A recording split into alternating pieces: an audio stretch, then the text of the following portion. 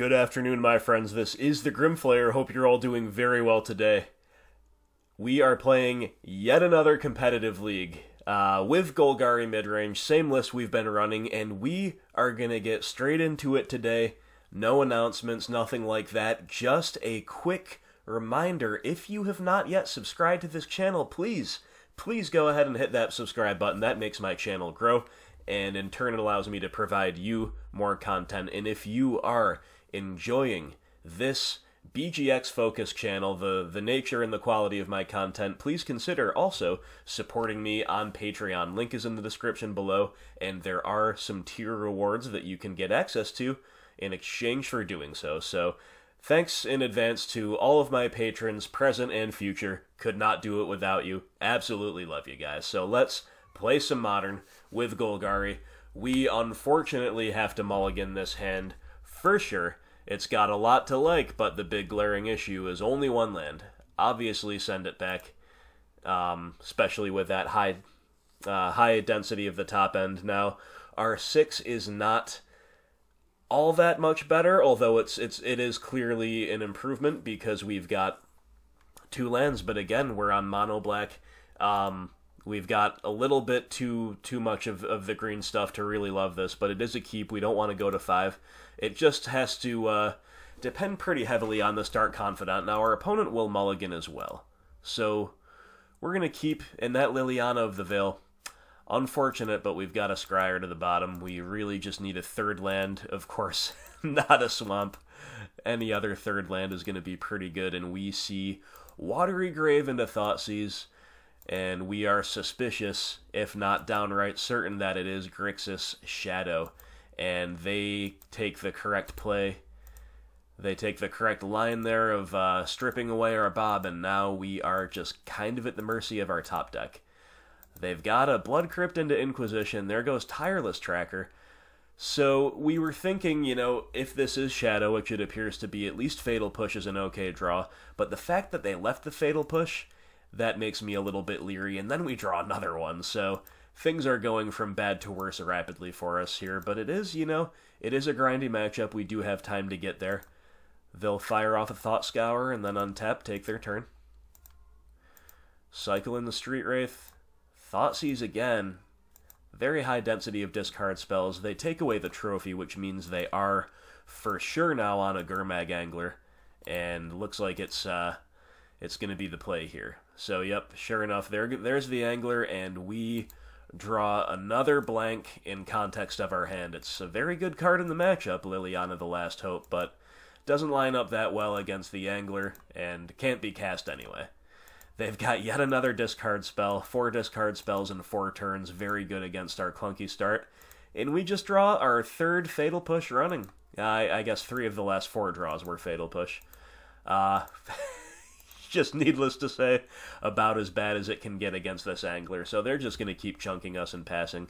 We draw Thoughtseize. Now, of course, we're under pressure, so paying 2 is not ideal here, but you know what? It doesn't change the clock anyway. We've got to fire off the Thoughtseize, try to clear the way for something, anything next turn. But at this point, I don't even really know what outs we can have, because most of our outs to the Angler, or as a good board presence, involve either a third land or a green land, which we don't have. So we'll take away that Dismember. I guess it's good to know that that's in the deck, but we are pretty screwed here as far as I can tell, frankly. And they've got a Snapcaster Mage Inquisition just to make extra sure. We do get to Fatal Push that Snapcaster, so there's something, but they'll take away another Fatal Push. We draw, again, one of our outs. There's the Pulse, but again, we don't have the green land to play it. So that was just a total capitulation to Shadow. We had a 7 that we were correct to mulligan, and a 6 that I believe we were correct to keep. If our Bob stuck around, would have been an enormously different game, but they took it with their turn 1 Inquisition. Fair enough. We still have, we're still a 24-land deck. We still would have been probably just fine in this matchup if we had drawn a third land, as long as it was a green one. But we didn't, and we just kind of got run over. Now, the one thing I'll quickly point out is you saw how ridiculously dead these Fatal Pushes were if they're on the Gurmag Angler plan.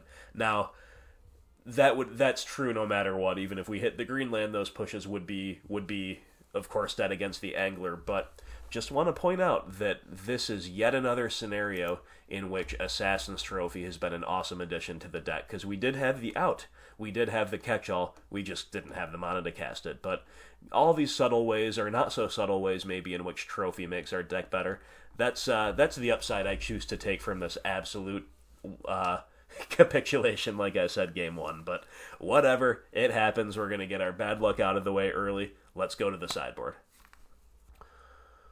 Alright, my friends, sideboarding against Grixis Shadow, and these Fulminator Mages are going to come in. They might not be the first name on the team sheet, but I do really like them overall in the matchup. Kitchen Finks, Maelstrom Pulse, these are very good cards in general.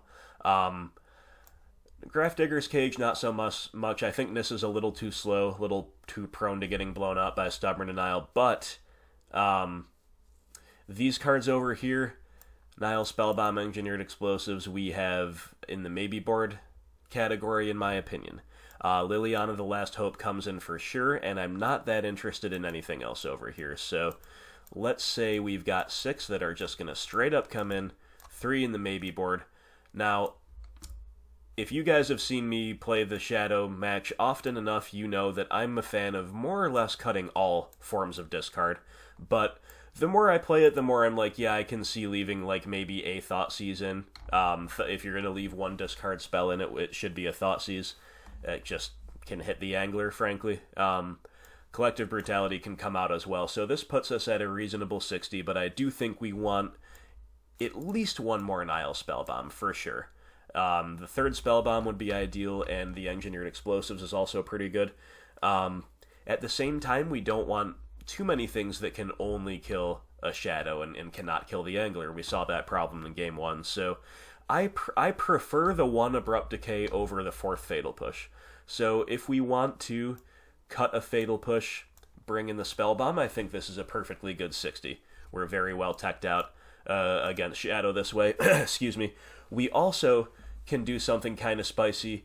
If we're on the draw, maybe we can cut a land. We can cut a land on the draw to bring in Engineered Explosives. We are more likely to hit our land drops anyway on the draw, and also on the draw we're going to be under more pressure, so we want the additional form of removal. So that's kind of what I've been doing lately against Shadow. So since I'm on the play, my 60 would look like this.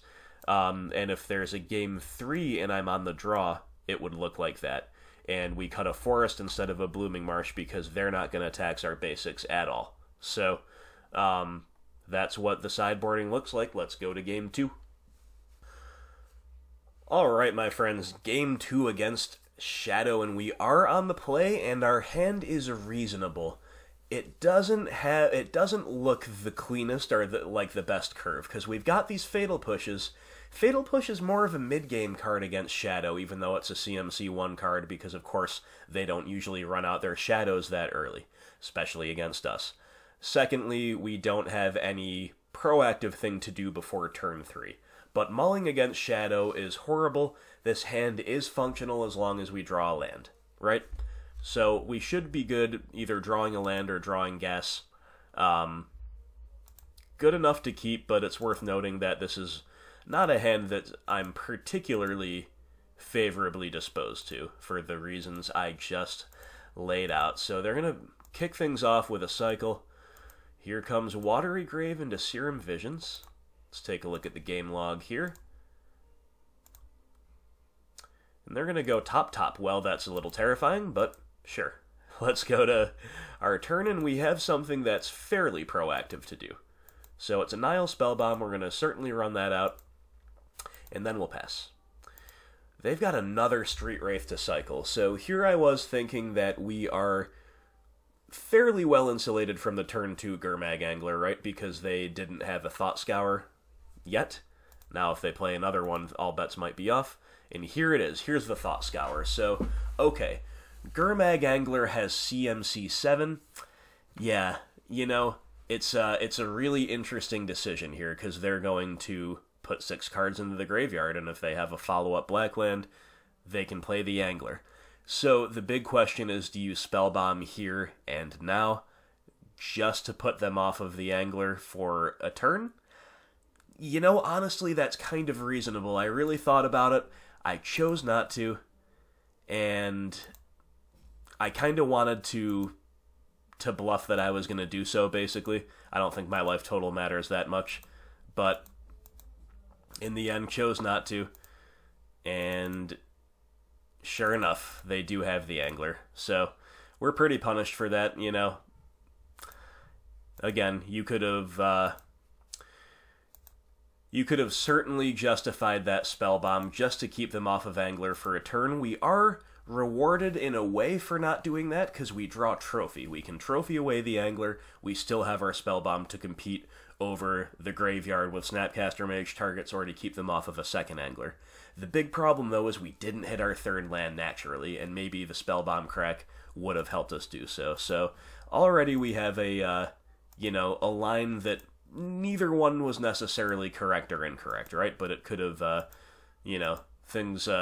things might have unfolded very differently. So they've got a Lily the Last Hope. Well, this is very bad for us. Very, very bad indeed. And sure, they're going to take her down.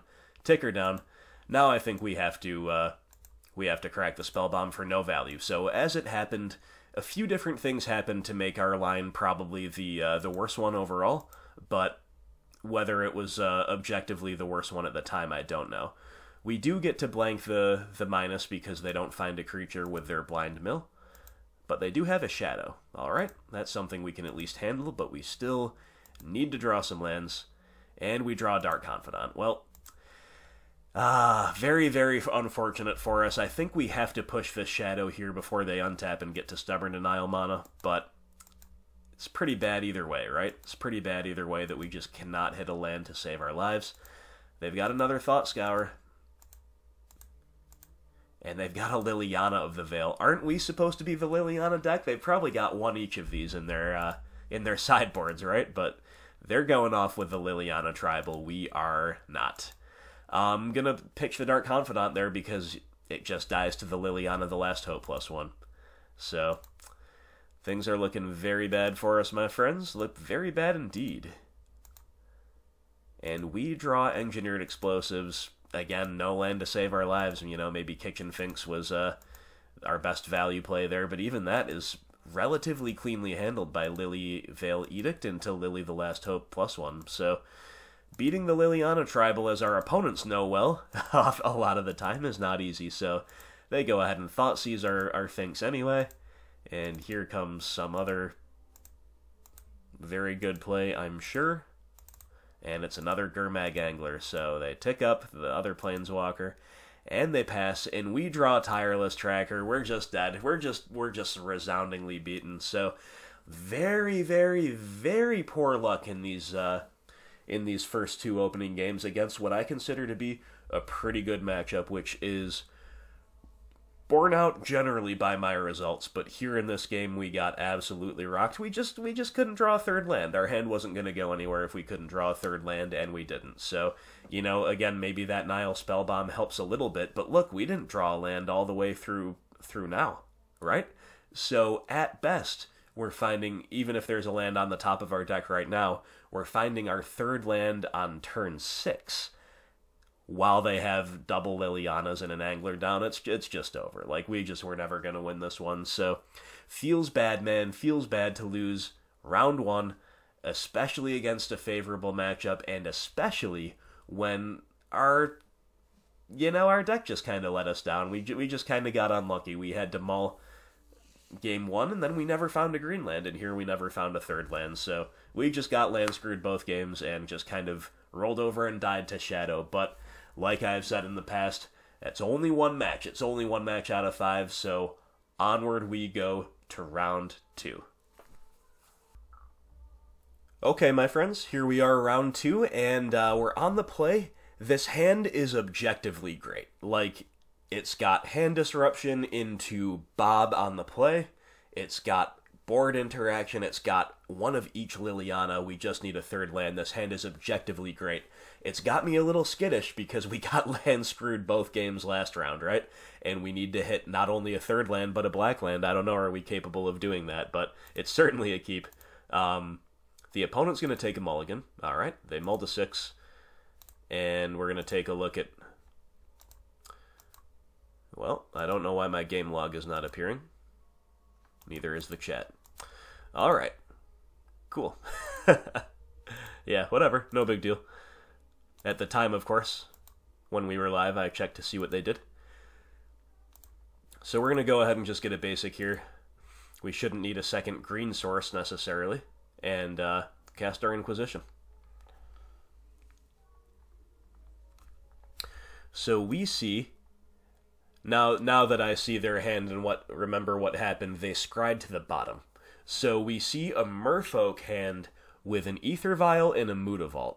They scryed to the bottom. I am almost certain that they are digging for a second land, because even if they just plan on riding the Ether Vial to victory, they still want a second land to activate the Mutavault. They want a blue source for Spell Pierce, right? So we know that they don't necessarily have a land on top because they want bottom. So normally I'm not necessarily somebody who takes Ether Vial all that much, because I know the games are going to go long and I know the power of taking away a 2-for-1 instead, like Silvergill Adept.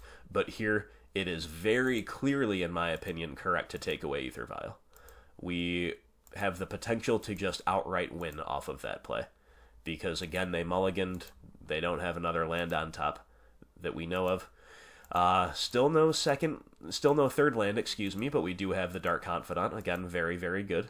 And they just scoop it up. So clearly they did not draw another Ether Vial or another land. They're already way behind, and we just untap with the Bob. We're on the play. They don't know that our luck has been such that we don't hit third lands, and maybe we wouldn't have hit one here, but definitely don't blame them for just scooping that one up. Looks like they're on their way to a pretty comprehensive loss. So, well, good enough for me. I'll certainly take it. Now let's go to the sideboard, figure out what to do against Merfolk. Alright, so we're going to catch some fish here. How do we do this the most effective way? So, Engineered Explosives, definitely one of the best cards against them. They play a whole lot of stuff on 2. EE on 2 is amazing, including cleaning up some spreading seas that might be plaguing us. EE on 1 is also sometimes relevant against Merfolk, but either way, this has got great X for 1 potential. Languish is great. Collective Brutality actually kills, the -2/-2 kills every single Merfolk in their deck, as long as there are not Lord Anthem effects buffing them. Like, just with the base stats, every single Merfolk dies to Collective Brutality. So, even though this is mostly just a kill spell, you still want it for sure. Let's see what else. Maelstrom Pulse is great. They play a ton of 4-ofs, and we just want removal in general. They also play a whole lot of X1s. Again, if the Lord Anthems are not around, Liliana the Last Hope is a killing machine. Otherwise, I think Kitchen Finks is a maybe card. Definitely reasonable, but sometimes their boards are big enough where it's not that great of an attacker, and sometimes it just can't block due to Island Walk. So Kitchen Finks is a maybe. Not too interested in anything else, but these 5 cards are all absolute haymakers, so in they come, and we'll consider the Finks. Now, Nile Spellbomb does nothing. That can come out. I personally like to trim discard against Merfolk, because even though, again, taking away that Ether Vial won us the game, taking away some 2-for-1s like Spreading Seas or Silvergill Adept is very good. On the other hand, they can flood the board, especially with Ether Vial. They can kind of empty their hand in response to discard sometimes. The games do get grindy. We don't want too many dead top decks, right? So the discard spells are definitely on the chopping block to some degree, but to what degree is actually a super interesting question. So you can sideboard a lot of different ways against Merfolk. I personally would consider cutting up to 2 Lilianas of the Veil. The card is still good. 3 is still fine, but we're considering cutting up to 2 Lily. We might consider cutting a Tracker. We might consider cutting a Tarmogoyf, because this thing dies to a Merfolk Trickster. A Trickster can make it a 0/1, so after they've assigned a block, or after Tarmogoyf is assigned a block on them, they flash in the Trickster. It's a kill spell on Tarmogoyf. Then, Thoughtseize is worse than Inquisition, in my opinion. Yes, it can hit Master of Waves. Yes, it can hit Venser, Shaper, Savant, but these are not cards we care all that much about. Again, all of our stuff kills Master of Waves. I'd rather just not spend the 2 life. I'd rather assume that we're going to be able to take care of those things with our kill spells just as well as we can take care of the smaller stuff for the most part. We could consider going down even another Inquisition, in my opinion, and going really light on the discard effects. So all of these 8 cards are on the chopping block. It's really, really could go a few different ways. I think for this particular matchup, I brought in the Kitchen Finks. I cut all the Thoughtseizes and a Tarmogoyf. I cut at least 1 Liliana of the Veil. Maybe actually just 1 Liliana of the Veil, because that puts us at 60. So maybe because we were on the draw, we cut the second Lily, we left the Tracker and the Inquisition in. Then if we're on the play for Game 3, we can bring the third Lily back and make another cut, right? Something like that. But anyway, against Merfolk, in my opinion, with my particular 75, your 60 should look something like that. So let's go to Game 2. Okay, my friends, Game 2 against the Fishies, and we have everything we want in this hand except a threat. We have a land base that's better than it looks. It looks a little clunky at first glance, but being on the draw, being able to play turn 1 Verdant Catacombs pass is amazing, because we don't want to get Spreading Seized out of the game, right? So, Verdant Catacombs, turn 1 and pass is the best way to do that against Merfolk when we're on the draw. We also have 2 of our absolute best sideboard cards, EE and Languish. We have another piece of catch-all removal. We have a very, very good main deck removal, Fatal Push. We have Field of Ruin to hit a Mutavault and fix our own mana, if they present Mutavault, that is. So our hand is wonderful. They're going to keep 7 this time, and let's see what they've got. Island Pass. All right. No Ether Vial. Good chance that it has come out post-side. So we draw another Verdant Catacombs. I'm very happy to stick to that plan of just running it out and, blanking a potential Spreading Seas. They're going to play a Silvergill Adept. Very, very good turn 2 play for them because it lets them do something proactive, draw a card, and it's not something that's a good removal target for us. It's bad value to spend a removal on that. They show us Lord of Atlantis. We draw Lily the Last Hope. Yet another Haymaker. Yet another Haymaker here. So what do? Well, in my opinion, we just keep kinda passing. We just don't expose a Spreading Seas target because they still might have one. And here we can plan to Fatal Push something on the end step. If they get proactive and play the Lord, we can push that a little earlier maybe, but we'll see what they do. Probably their best play here would be just another Silvergill Adept, but even that would not be that big a deal. Alright, so they hit us for 2. Then second main they play the Lord of Atlantis, so they probably thought about just doing nothing and passing, but that leads me to believe they have a very creature-heavy hand. So, and also perhaps they were just trying to draw out a removal spell, so that's all fair enough. So here we're going to go ahead and fetch a Swamp, and we're going to try to Fatal Push the Lord. This is fine with me either way. It's fine if it resolves, and it's fine if it gets Spell Pierced, because that clears the way for our more high-impact plays. But no Spell Pierce, so we're just going to go ahead and fetch the Overgrown Tomb. And we draw another Fatal Push. Our hand is just filled with the absolute best in the way of removal, and we're going to go for the highest upside play. It's going to be bad if this gets Spell Pierced, but if it doesn't, there's basically no way we can lose from here, in my opinion. We have all our bases covered. She resolves, we get to tick up and kill a Merfolk. So good. Pass to the opponent. They've got a Spreading Seas, so our careful sequencing early on seems to have paid off. And then they've got a Master of the Pearl Trident. Sure. Alright, Marsh Flats, huh? Okay. That's not bad in context of, the Spreading Seas potentially making life awkward. So what I like to do here is just push that Master, keep the board clean, do it on our turn playing around Counter Magic, deploy that Marsh Flats, and pass. We're holding up Trophy. We're holding up Field. Tidebinder Mage. So this is a sideboard card that's, good against a green creature. Basically keeps it tapped down as long as they keep the Mage around, but they've got to just play it out as a Grizzly Bear. And they've got a Master of the Pearl Trident, so my read of them having a creature-heavy hand appears to be correct. So, no reason to force any action there with the Trophy. I think we're just going to untap And we draw yet another Fatal Push. This, again, we still don't have a threat, but besides that, it's a literal nut draw. Couldn't ask for more. We go ahead and play the EE. It's actually worth noting that I should have used my Spreading Seas for that, in case they've got some kind of counter here. Spreading Seas can help us make 2 colors just as well as Overgrown Tomb, right? So, didn't do that, but doesn't matter. EE resolves, we get the 2-for-1, we get our best Planeswalker just taking up uncontested, and we get to hold up Fatal Push, so we've just got it all. Opponent takes the draw step and scoops it up, so a couple of very uncharacteristically one-sided matches to start off this league. We rolled over and died without putting up much of a fight to Shadow due to our land situation. And then here against Merfolk, Game 1, we just crippled them with turn 1 Aether Vial, then a turn 2 Bob on the play. It was just too much for them. They immediately scooped. And here we had absolutely everything. We had 3 Fatal Pushes, Lily the Last Hope, Engineered Explosives, Languish and Trophy still in hand.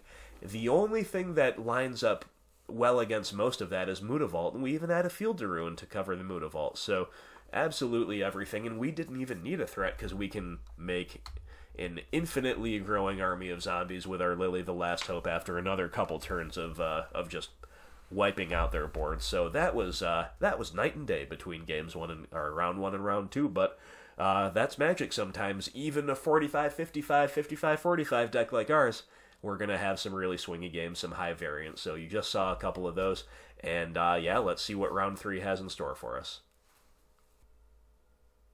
Alright, my friends, round 3 of this competitive league, we are on the draw, and we've got a no-lander, so our woes on that front do continue. Our opponent's going to keep 7, and we're going to go to 6. Now, this 6 is definitely serviceable. It's a 2-lander, and everything can be cast for 2 mana, but we've got a lot of clunky stuff. You know, Spellbomb may or may not be relevant. We've got Thoughtseize plus Marsh Flats is a little awkward. Treetop Village potentially awkward, so we'll have to see how it goes. And then we have another awkward land on top, but I think we do want that. So we will keep that on top, but opponent's going to lead off on a basic mountain, suspending a Rift Bolt. Looks like burn to me. So, in a way, it's unfortunate that they didn't have a turn 1 Goblin Guide to give us a little velocity, give us that land, but that is alright. Alright, client. Client's a little slow here for us today, or in this match specifically. Let's see if that speeds things up. So, we went Marsh Flats, fetching a Swamp, and a Thoughtseize.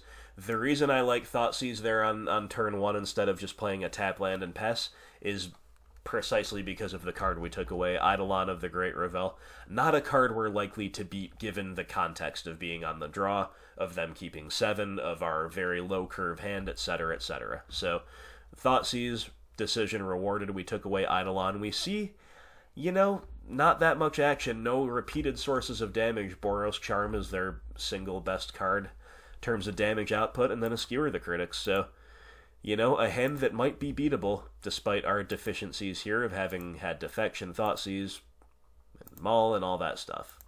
So we'll have to see.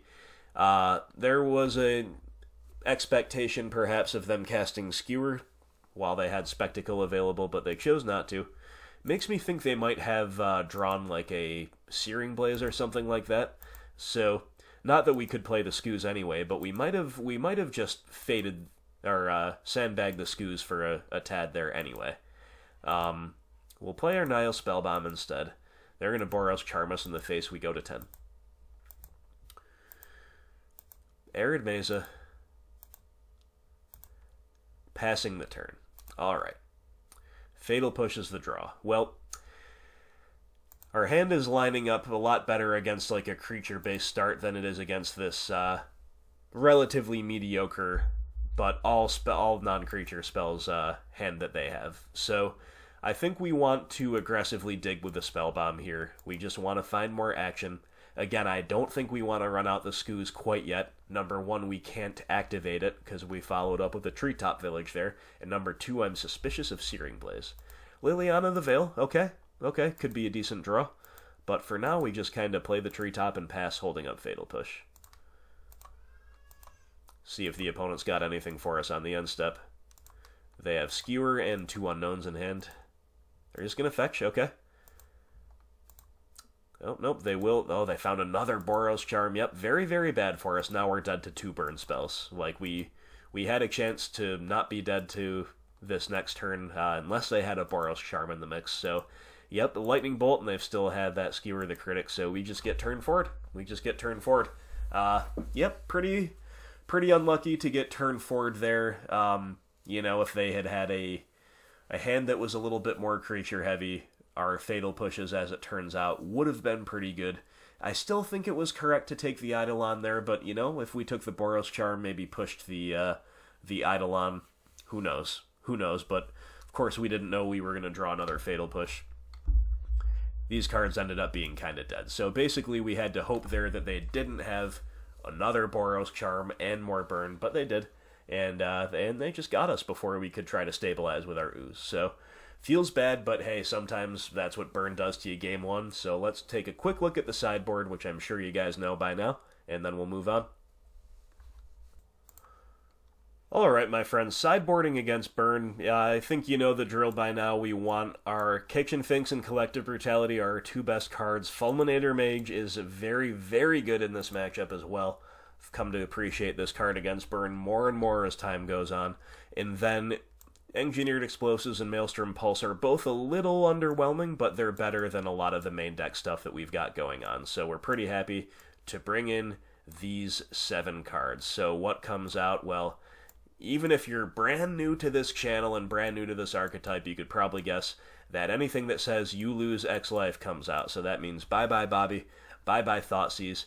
Then we have one more cut to make. And my personal preference is against Boros Burn, we take out the Nile Spellbomb because it doesn't do anything. But against Rakdos Burn, where they can flashback Bump in the Night, we'll actually leave our Spellbomb and cut the Lily the Last Hope. So, honestly, you could justify either inclusion. Lily the Last Hope doesn't really kill anything except Grim Lavamancer, and it's not really the matchup where her -2 shines, but she's not totally dead. You know, she can shrink a Goblin Guide, whatever, fine. Nile Spellbomb, of course, also not dead because it just cantrips, but neither one is spectacular, so that's my little tweak. If I'm against Rakdos, I keep the Spellbomb in, but because we're against Boros, we'll go ahead and keep the Lily the Last Hope in, especially on the play. Seems fine to me. So, that's how we side against Burn. Let's go to Game 2. Alrighty, Game 2 against Boros Burn, and you know what? I can live with this hand. There's 1 or 2 things that aren't ideal about it, namely the land base over Own Tomb can be a tad painful. Hissing Quagmire comes untapped, so between those 2, I'm not sure how much of the stuff we're going to get to cast on curve. However, the 4 spells in our hand are absolutely spectacular, taken all together. So, very happy to keep this, and very happy to lead off on Inquisition of Kozilek off of my swamp. We see a nice, well-rounded Burn 7 with 2 lands, a creature, and 4 spells, 4 non-creature spells, which is basically exactly what they want. It's kind of the platonic ideal of a Burn hand. So, Goblin Guide, Lightning Bolt, Skewer the Critics, plus a couple sideboard cards. We see Path to Exile. This is a card that I don't care about at all right now, because we don't have a creature, number 1. Number 2, seems like the type of matchup where we can get this out of their hand at our leisure, whether it be with Collective Brutality or Liliana +1. So definitely leaving the path there. Exquisite Firecraft, now this is kind of an anti-control card because it forces it through counter magic, but I guess they just brought it in because it's a 1-card deal 4. Seems actually pretty fine against a deck like ours. So you could take a few different things there, perhaps. I chose to take the Goblin Guide. We're just guaranteeing we don't take any damage. Any more damage than we need to, I guess. Even though we could push it next turn, we might be interested in a different play. So, or excuse me, Brutality at next turn, not push it. So they're going to Shock in a Foundry and pass. We draw another Inquisition. Well, that's pretty good. That's pretty darn good. We'll go ahead and lead off on that. No question about that. And they're going to bolt us in response. You got it. And they drew a Searing Blaze. Well, that falls under the same category as Path to Exile, a card that we don't care about at all quite yet, so we take something else. It's either Skewer or Exquisite Firecraft, and I think Exquisite Firecraft is the better take there, because number one, it's less conditional, and number two, it represents more damage, right? So, player Hissing Quagmire, pass the turn. They play Arid Mesa and pass. So, they're holding up Path and Searing Blaze. Unfortunately for them, we're going to play a Planeswalker, so definitely lining up pretty well for us here.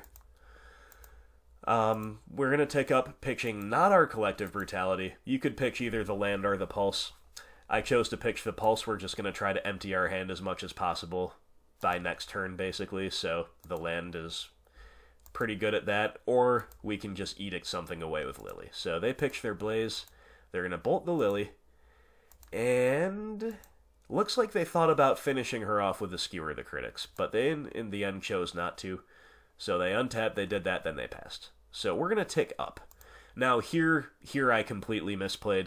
I don't know what I was thinking. I should absolutely have just led on Collective Brutality. There's no way it can get blown out, because they don't have 2 mana open for a Skullcrack. So, but I think I'm used to kind of like, okay, we tick the Lily up first to give them less information, which is totally legit a lot of the time. But what I should have done here is probably actually played the Field of Ruin, maybe even activated the Field of Ruin, hit the Sacred Foundry, then Brutality, escalate once, discard the Overgrown Tomb to drain them for 2, and to take a spell out of their hand. That said, even if I didn't choose to go on the Field of Ruin plan this turn, I should have definitely played a land first, and then Brutality escalated, and then ticked Lily up, so I don't lose anything. So this was a misplay. This was a misplay, and our client's lagging to punish me for it. So we go ahead and pick the Overgrown Tomb. I kind of realized my mistake immediately, but yeah, so we miss a trick here. We have to pitch our land instead of playing it. That said, I guess it was the ultra-safe line in a way. It plays around absolutely anything they could have, but still incorrect. So they pitch, or we take, rather, their Skewer the Critics, leave them with just Path to Exile in hand. They're going to bolt the Lily, finish her off. Okay, so they have a path. We're about to top deck. We're both in top deck mode. Now, this is still very good for us because we're at 18 life and it's turn 5. And we draw land, so I am fairly happy to just go ahead and get that path out of their hand. Hissing Quagmire is not a particularly appealing attacker in this matchup anyway, so we get to go ahead, get the path out, clearing the way for any threat we can draw from here on out. They pass, and we rip a Lily right off the top. Well, we're not very punished for anything we've done thus far. And they had a dead Skewer the Critics in hand, so here we see the new tech coming back to bite them.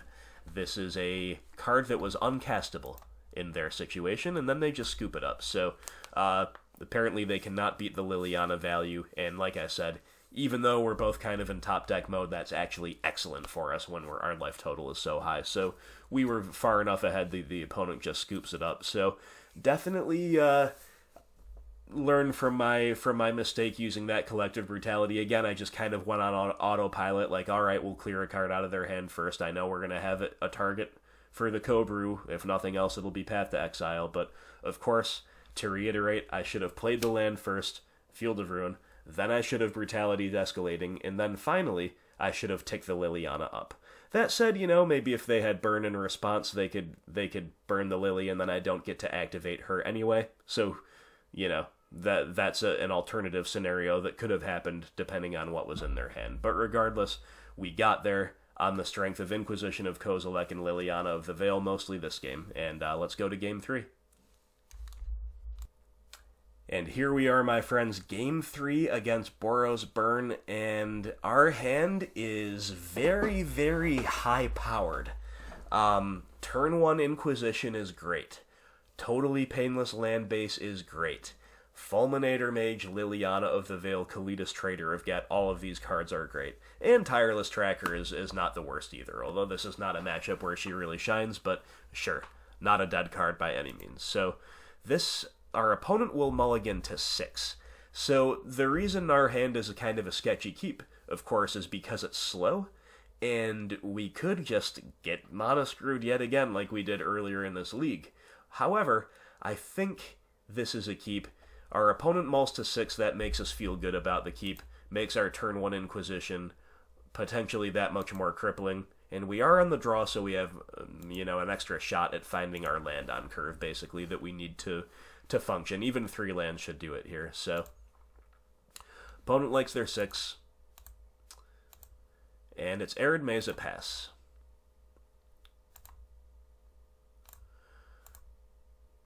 And we draw Blooming Marsh. That's more or less the absolute perfect draw.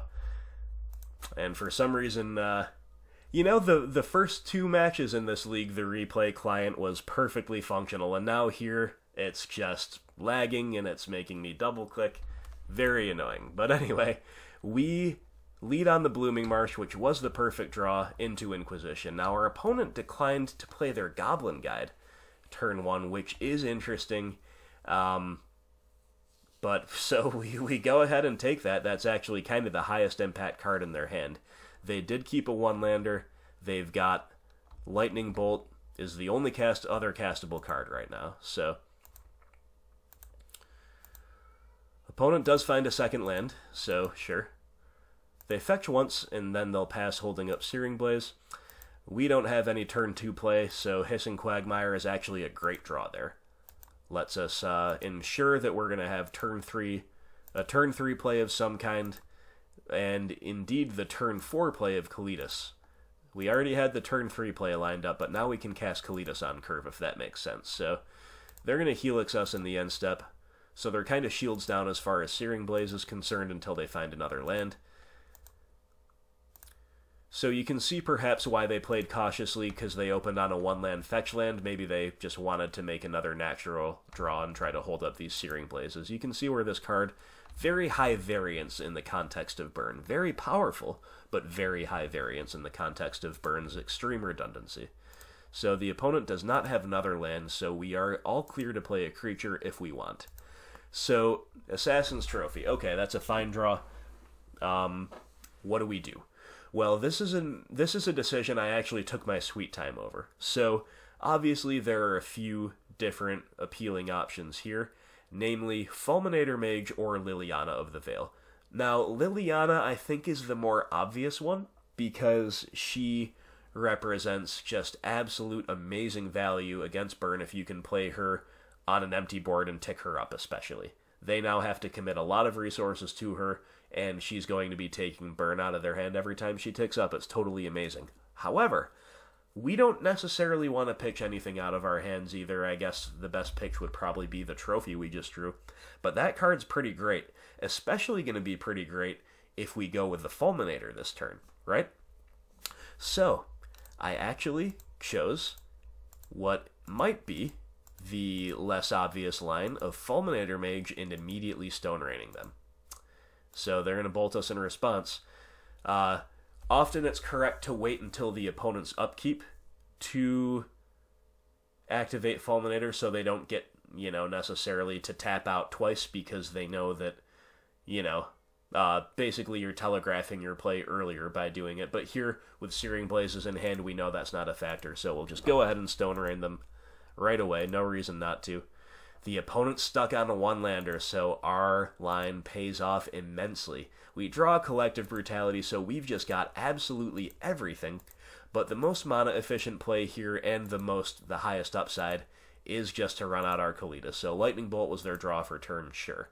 But now Kalitas is safe because they don't have Path to Exile and they don't have white mana in hand unless their literal 2 draws we don't know about were both a white land and a path, but they don't have an answer to Kalitas, so Kalitas is just going to very rapidly bury them, just due to being a 3/4 lifelink that they can't cleanly kill. But of course, we had all kinds of other amazing stuff to follow it up, so we had everything there, and playing the Fulminator there definitely was a big payoff. So again, you could have gone either way, playing Liliana the Veil, nothing wrong with that there, I suppose, but Fulminator Mage showing his worth yet again against burn.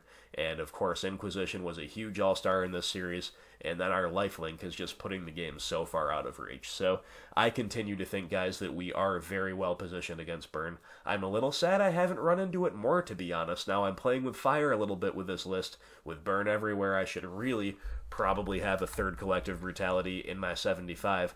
However, I'm playing other stuff, the other stuff, it all feels necessary to me, and we're still taking down burn basically every time we face them. It's often close, it's often a 2-1, but we're still coming away with a win. So I really enjoy playing against burn with this deck. The matches are always interesting. They play out very differently each time, and the good guys usually win at the end of the day. So definitely feels good. We advanced to 2-1, and let's move on to round 4.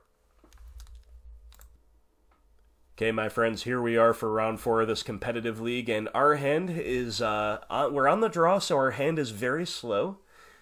It's going to be a turn 2 Tarmogoyf, perhaps without much buffing it into some relatively slow follow-up plays, but you know what? I think this hand is definitely a keeper in a blind game one. It's got a whole lot of raw power. Celestial Colonnade pass. Alright, Scavenging Ooze is our draw. Both of those things are a little bit disappointing. We don't want to play against the Colonnade decks, and Scooze does not really add a new dimension to our hand. We wanted to draw, like, Hand Disruption there would have been perfect, or maybe a Planeswalker to try to run away with the game. So they tap out for Search for Azcanta. That's awful. That's awful news for us. Alright, there's our Planeswalker, Liliana the Veil, but on the draw, it's a little bit more of an open question as to whether she'll resolve. They keep their card off of Search, they play an island and pass. So here, you know, drawing a land for turn, there's basically no good play that we can have that's not forcing something through main phase, right? The reason we're going to force it through main phase is because if they counter it, at least it grows our Tarmogoyf. And I think we just have to go for the highest upside play of Liliana of the Veil. They're going to opt in response, and then she's going to resolve, so that's very nice for us. Very, very nice indeed. So a few different options here to pitch. I chose to pitch Kalitas. He's a clunky threat. He's going to grow the Tarmogoyf this way.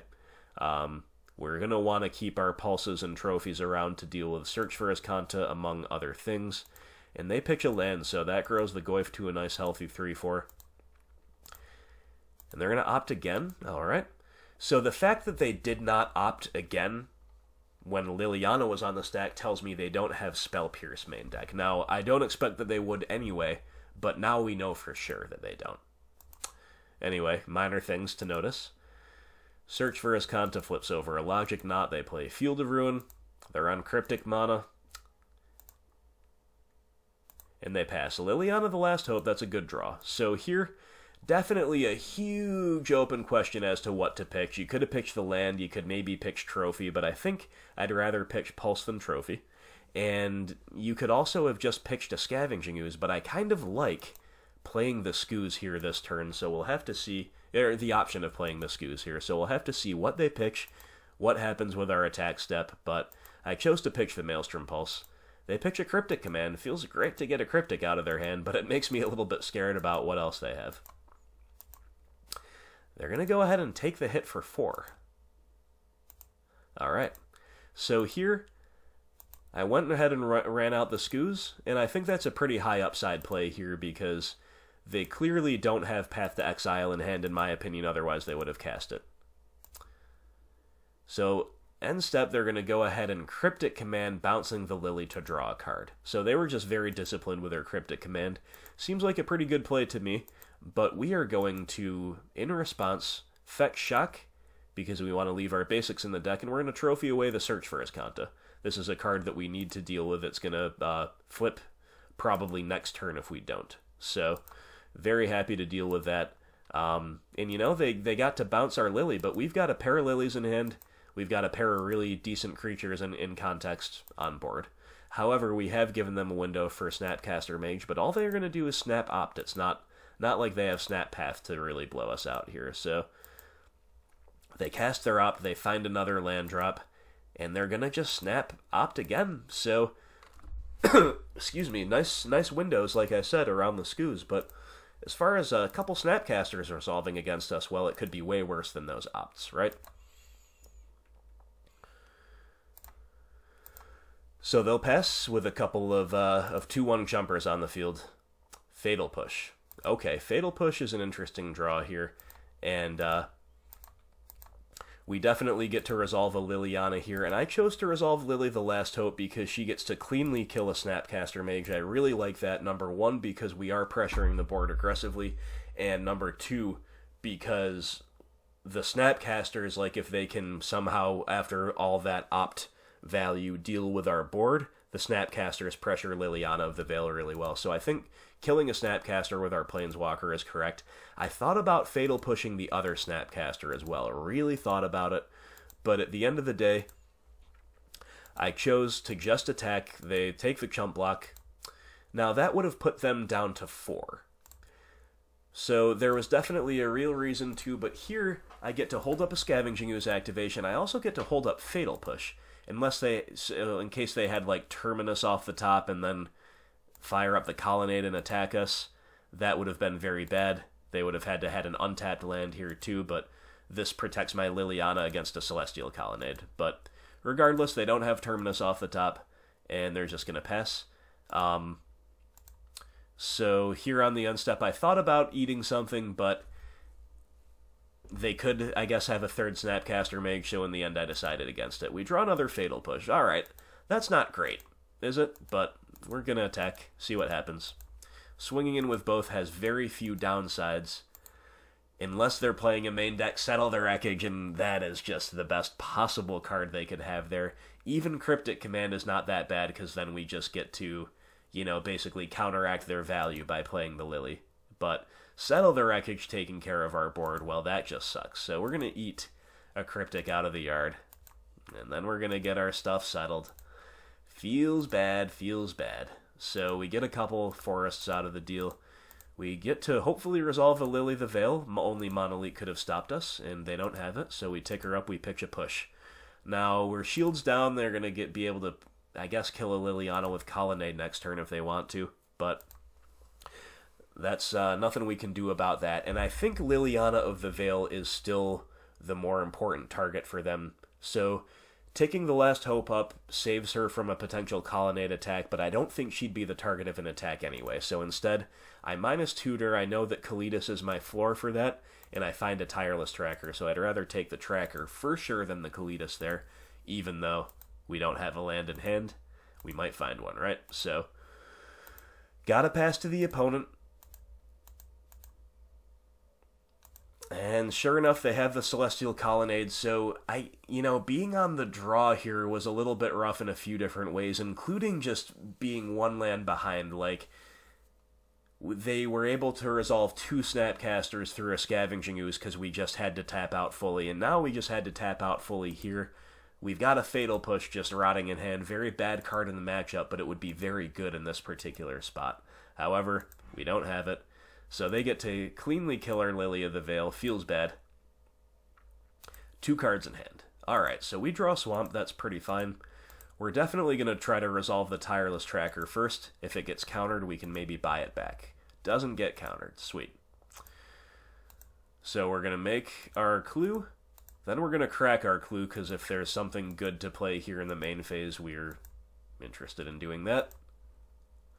Hissing Quagmire, not so much, but a fine card, I guess, moving forward. So we tick up the Lily, we pass holding up Fatal Push. What do you have for us now, opponent? What do you have for us now? A Terminus, a hard cast Terminus to take care of our Tireless Tracker. Alright, well, I guess it could be worse, but that's not great either. So we're going to -2 again the Lily. We're playing the value game. Hardcore with here. We find hardcore with her here. We find a Tarmogoyf. Lead off on the Tarmogoyf. Follow it up with the Dark Confidant. So those are some pretty good draws. I chose to play the Quagmire because it's a threat.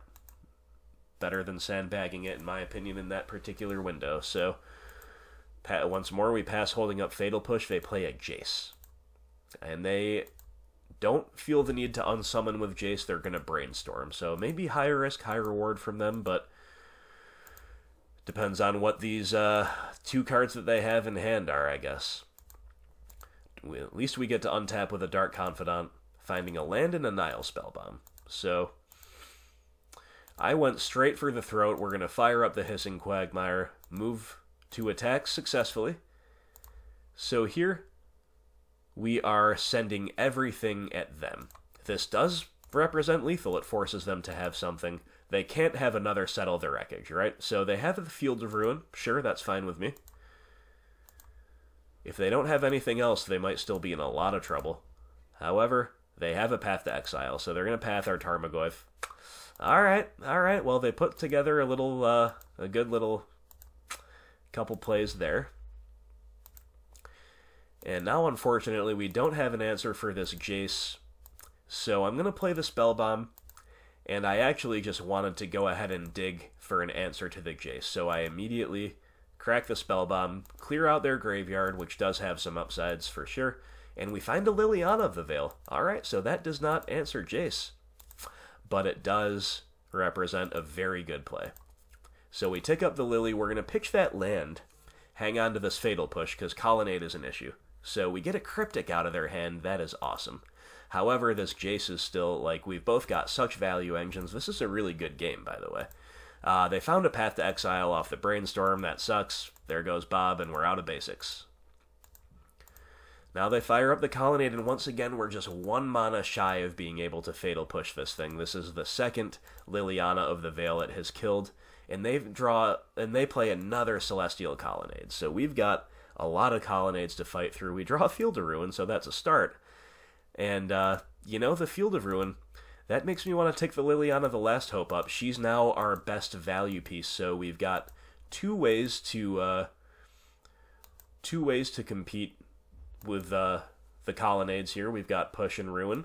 They get to kind of just wasteland us here, because we're out of basics.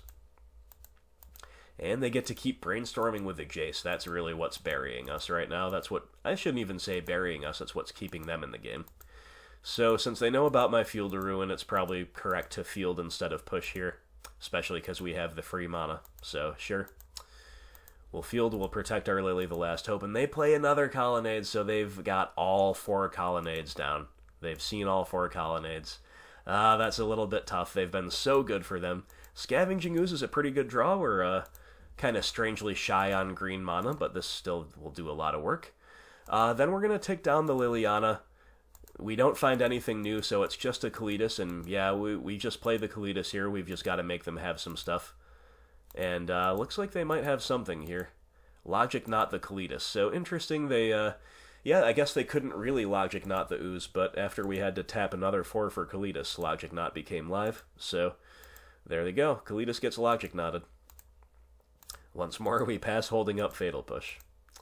And a couple Ooze activations. So they opt, they Jace Brainstorm. And what have they found? So, well, maybe not anything that great, because they're firing up the Colonnade. They're going to send it at our Liliana. And we are going to attempt to Fatal Push here, and we succeed. So, unfortunately for us, they have an Oust to follow that up. So we just can't stick a threat. Feels bad, man, feels bad. At least forcing them to unsummon with Jace would be just a reprieve, like, just a reprieve from this constant brainstorming. How many times have they brainstormed by now? It's crazy. We draw a Field of Ruin. Alright, like, we're able to continue protecting our Liliana, I guess. And we just have to pass. They brainstorm again. They play a Field of Ruin. They hit our Field of Ruin, so they know that this is we're gonna hit it in response, but what this lets them do is that it forces us to Colonnade, to hit one of the Colonnades now, and then they get to, of course, just fire up the other Colonnade with a clear coast, and take care of our Lily the Last Hope. So that's exactly what they do. Both of these decks have put together very, very good plays. Again, this is a great game, but these Celestial Colonnades are, you know, them finding all 4 Colonnades in the first half of their deck has been extremely good for them, and that's been, of course, along with Jace, the big difference maker. So we find a Tireless Tracker. Card's got potential, but they find a Teferi. So now they've got the Teferi Jace tandem.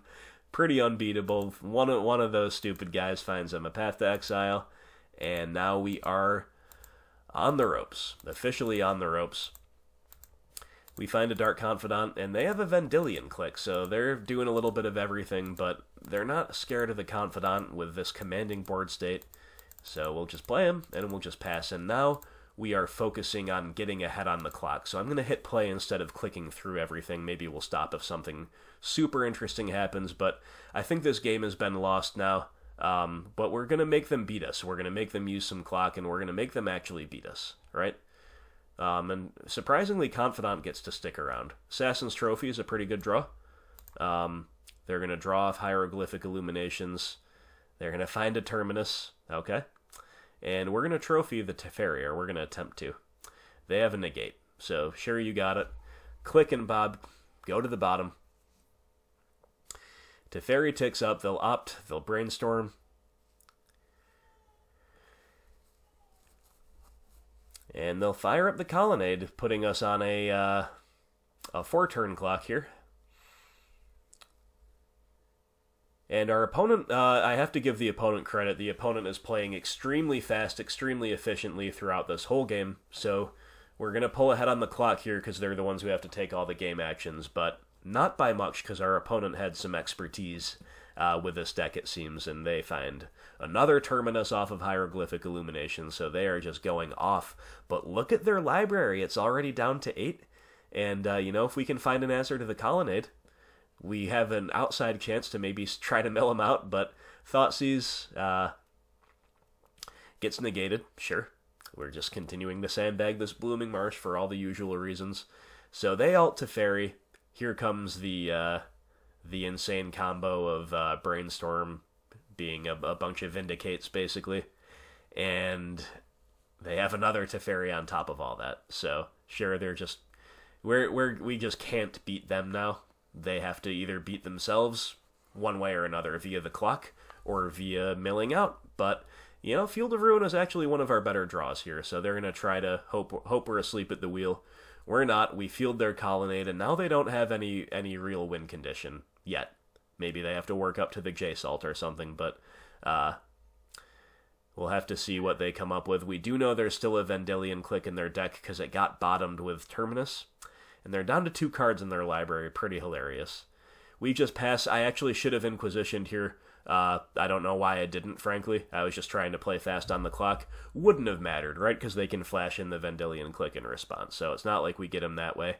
And, of course, the stupid design of Teferi allows them to just keep tucking Teferi back into the library. So if we thought we were going to mill them out, we simply aren't, because this card's design leaves a little bit something to be desired, in my opinion. Like, I don't like the card in general. I don't really like how it takes away the decision-making from the blue-white player, because it's basically always correct to play Teferi on 5, at least compared to the old days of playing a Gideon, tapping out for a Gideon, or even tapping out for a Jace is a lot riskier. But Teferi, no matter what the situation, it's probably correct to just play your Teferi, because you get to untap your lands anyway, right? So I really don't like Teferi's design, partially because of that, but partially because you don't even need to put a win condition in your deck necessarily, because he can just keep tucking himself. And even in situations like this where we played really tightly, we played really well, we kept pace with some very powerful stuff on the other side of the table, we still didn't even have the outside chance to mill them out, which might have come to fruition here after we fought through all 4 Celestial Colonnades. It might have come to fruition, but because Teferi can just tuck himself, doesn't really work that way. So our opponent very stylishly wins with 0 cards in their library, killing us with a Vendilion Click. No hate to the opponent. Like I said, the opponent played magnificently here, in my opinion, and played very quickly. We are ahead on the clock by 2.5 minutes, so that could be relevant, but we did take the loss after a very, very good game once. So anyway, let's go to the sideboard, see what we can do. Alright, my friends, sideboarding against blue-white control. Fulminator Mage is your friend. Fulminator Mage is amazing. Maelstrom Pulse, Collective Brutality, these cards can come in as well. They're both decent. Nissa Vital Force is absolute haymaker in the matchup. Otherwise, Liliana the Last Hope is definitely good as well. Otherwise, I don't know about too much else besides maybe a second Nile Spellbomb, but first things first is make sure we get these 7 cards in the deck. So this is a matchup where we definitely want to cut a land. Blooming Marsh is the correct cut there. All Fatal Pushes can go, and I also believe in cutting away some of our clunkier threats that don't clock that well relative to their cost. So that would mean Kalitas plus 1 Scavenging Ooze is my preference. So this is a perfectly reasonable 60. Abrupt Decay is also another card that can and possibly should come out, but we saw the opponent playing a main deck Vendilion Click, so we know that Decay has more targets than just Search for Ascanta and Snapcaster Mage. We know they've at least got a Click. Post-side cards like Click and Detention Sphere that might be in their side are probably likely to come in against us as well. So the 61st slot is between Abrupt Decay and Nile Spellbomb, and they're both viable. I don't think you want the third Spellbomb, but the second one's viable. Abrupt Decay is, I'd probably lean toward the Spellbomb if you didn't see any of the Clicks or Spheres yet, but if you see a card like that, then maybe Decay is just about as good as Spellbomb. But regardless, that should be your 61. Make this final cut to your tastes, and let's go over to Game 2, see what happened. Alright, Game 2 against Blue-White Control after being killed with the opponent on 0 cards in the library. And we are ahead on the clock, so we want to make sure our hand is competitive, and we also want to play quickly so we stay ahead on the clock, because we need to make them beat us over the series, right? So the hand is great. We have turn 1 Hand Disruption into turn 2 Tarmogoyf into turn 3 Fulminator into turn 4 Fulminator. That's right, we've got double Fulminator in the opener on the play. All of this is very, very good. We've got Field of Ruin on top of that. Great hand. Great keep. The opponent's keeping 7 as well, but we're going to go ahead and try to cripple their hand here. So we see they're on a 2-lander. They have a very powerful top end of Cryptic Command, Teferi, and Terminus, but they're a long way away from casting that stuff, and we do have Fulminators. We also see that they have at least one non-basic to hit, which is the Glacial Fortress. They have a Plains, so worth noting that they cannot cast Opt turn 1 unless they top deck a different blue source, because Fortress will enter tapped, Plains can't cast it. So Opt or Path to Exile are our choices there, and I chose to take the Path because I think Tarmogoyf is going to end the game in a hurry. We cannot necessarily plan on just crippling them forever with Fulminator Mages, but if we can go turn 2 Goyf into Stone Rain, the Goyf could go all the way. So between the fact that that's our game plan and the fact that they cannot opt on turn 1 anyway, I think that was the correct take, but then again, taking Opt is viable there as well, in my opinion. So there's the Glacial Fortress. Liliana the Last Hope, that's a great draw with our double Fulminator hand, that's for sure. So we've got our Goyf. The opponent plays an island and passes. So we know their entire hand except for one unknown. They could have drawn a Mana Leak or something, but we have to try to slam the Fulminator, and we successfully do.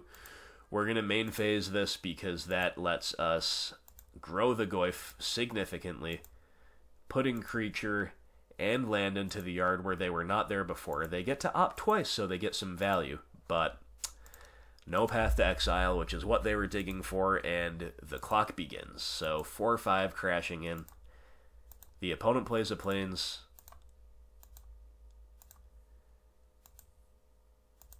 And it looks like the opponent will pass. Or will they? They will. Okay, Tireless Tracker, yet another great draw. So we're going to start out with the Goyf because we're not playing Fulminator this turn anyway. So see what they do about this Goyf, if anything. Does not look like anything. So we could go either Liliana minus to buy back a Fulminator or Tracker into land. I think Tracker into land is the better play here because the Fulminator in our hand already doesn't have a target, right? And if they counter the Tracker, well, then we have a different option to bring back next turn with Liliana. But doesn't matter because she resolves, so this just gets us the clue. It makes our clock proactive. And they're probably just hoping for a blind Terminus off the top, otherwise they're pretty dead. But they don't have a third land, so they're just going to scoop it up. So absolutely wrecked this game, and the opponent rightfully sees the writing on the wall and just immediately says, I can't win this game, let's go to game 3. So I have enough time to potentially win on the clock. And you'll note that there is still a decent amount of time on the clock, so that was definitely the right play from them, in my opinion. If they couldn't do something great this turn, scoop it on up, and that they did. So what a difference that was. We had a great hand here. We were proactive. I think we made the right plays at every turn, and we just kind of crushed them. So feels great after that really drawn-out, excruciating Game 1 loss to come back strong with this win here in Game 2. Let's move on to the final game and see what happens. Alright, my friends, Game 3 against Blue-White Control, and we're on the draw. Our hand is definitely a little iffy. We would like to probably see a third land just straight up in our hand, but we have a lot of power. These early discard spells are possibly going to be very good, depends on what they have, of course, but we do have some really reasonable opening plays, and I think for that reason, this is a for sure keep. Our opponent keeps 7 as well. Colonnade pass. Alright, Tarmogoyf, if we have a green land, you might be good, but for now, it's Swamp Inquisition, and we see a 3-lander. They have Island and Plains in addition to the Colonnade, and they have, once again, the crazy top end of Teferi and Terminus. Right now, it's Opt and Oust. It's Opt and Oust. Well, I went ahead and chose to take the Opt because right now we cannot play a creature to get ousted anyway. So if we find a green land, that's going to be a good problem for us to have, right? By the way, not only do I like to compliment the opponent's play here, but also their choice in basic lands. I love these old-fashioned basics. I love those. Very, very cool. Anyway, another Thoughtseize. Pretty good draw in the abstract. In practice, this Field of Ruin is really killing us. Doesn't let us play a creature, doesn't let us have a double discard spell turn, but it's still a fine draw, and we see that they just hit another land. So I just took the Teferi. Again, I'm not that worried about the Oust. It's just a 1-for-1 trade. We gotta have an eye to the long game with the way this game is shaping up, right? So take the Teferi there, I think, is correct, and at least we get to use all of our mana this turn with a Nile Spellbomb. But we really, really want to have a green land off the top. That is for sure. Liliana of the Veil. Oh boy, this is bad. Once again, we're just getting let down a little bit by our deck, so I considered just cracking the Spellbomb, frantically digging for a land. And maybe that was a real option, but I don't know. I think Thoughtseizing here is just about as good. We just have to kind of trust that our deck will provide us the third land next turn, finally, and this way we can maybe clear the way for our Liliana, because having gone behind a turn on our land drops now, having missed a land drop, I should say more accurately, we now have to play for the highest upside things. And the highest upside here is riding the Liliana to victory, because they have Oust, they have Terminus, and they just generally, as a deck, can handle, creatures that are coming down a little bit late pretty well. So I think Thoughtseize here is correct. Hope we hit the third land. So we see yet another way to handle the creatures that settle the wreckage. Well, I guess Settle is probably the best card in their hand, but again, kind of take whatever. This Field of Ruin is absolutely killing us, but oh well.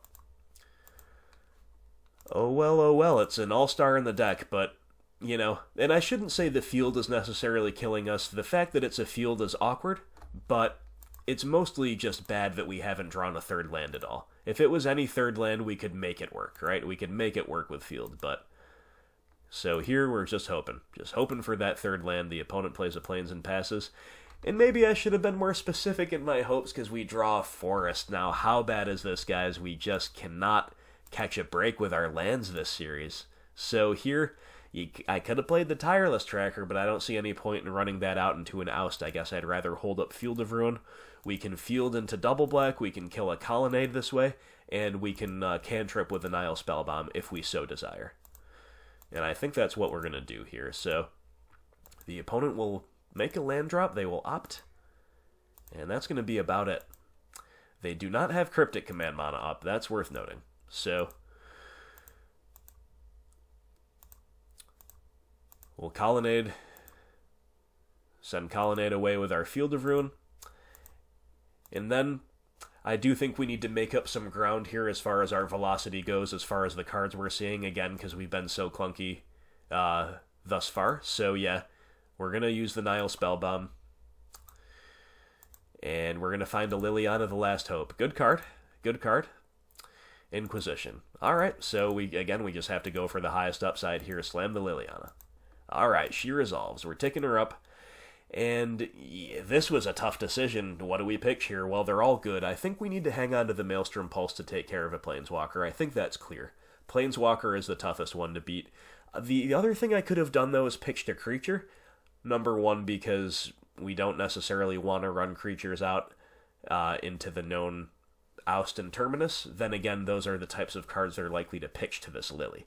Number two, we can buy back a creature we pitch with Lily the Last Hope. So it was a tough call, but I'm like, with how clunky my mana has been, unless I draw a land next turn, I'm probably not going to ever have a double spell turn alongside Inquisition, right? I think my next priority is to resolve Lily the Last Hope. So I chose to pitch Inquisition, but I'm receptive to the notion of pitching a creature as well. They will pitch their Terminus,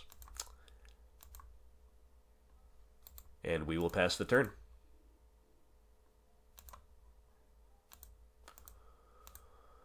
The opponent does not make a land drop,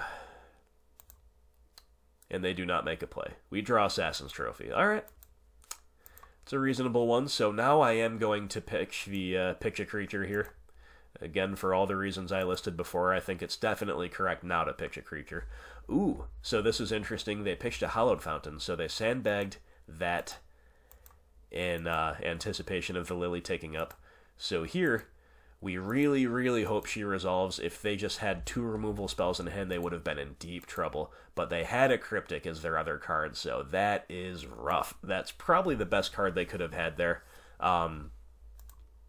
in context of what they did. So good for them, they got it. And they're tapping out for something. Yep, it's good old Teferi. It's going to tuck the Liliana away. Well, that is unfortunate. However, we do have a couple answers to him in our hand. Nothing we can cast, however, at instant speed, but we don't really need to, and perhaps we wouldn't want to anyway. We don't want to ramp them yet. So, very happy to play our Field of Ruin, tap out for the Maelstrom Pulse. And I guess we're bluffing Fatal Push, even though that shouldn't be in our deck anymore. And they have Jace the Mind Sculptor. So here, guys, here's where I felt really punished, right? Because I think we've played pretty well all 3 games, but here we got punished for them having the Cryptic command to counter our Lily the Last Hope, which found them a Teferi, and then the Teferi found them a Jace. So, right at this crucial window of the game, they have ripped Planeswalkers. Their two best rips are Jace and Teferi here, and they found them both. Very, very unfortunate for us, in my opinion, because even though we can deal with them, they still get a lot of value before we do. Case in point, they find a Colonnade, they get to play it. Very, very good for them. So, we are still more than in it, though, because we have some great cards left in hand.